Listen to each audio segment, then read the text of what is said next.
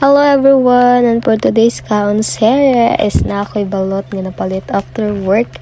So ay naglaway jud ko sa balot sa mga di sa kanto-kanto. So manang I decided nga magpalit na 5 ka buok igo pud siya mahurot na ako o muna siya, diba?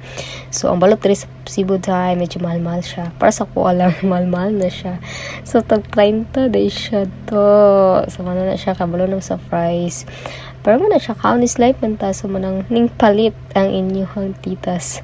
So balot na siya.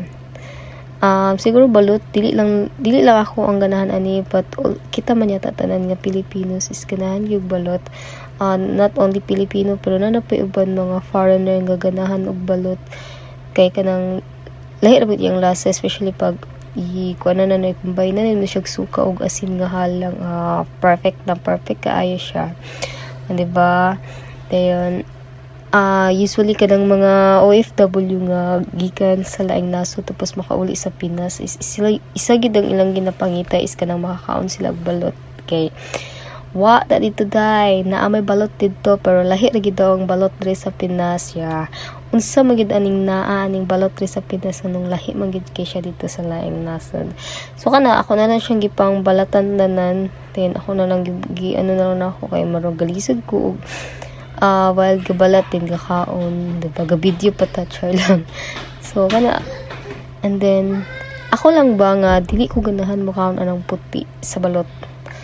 Especially nga lang baga na kay siya.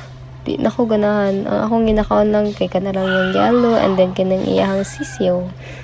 Pero kada kay 16 days man siya, so marag dili pa kay siya or gamay pa iyang sisiyo, diba? Pero muna siya, na-satisfy akong cravings for tonight, ang balot. So, pagpalit na po magbalot, di ba? O pangaon na po mo.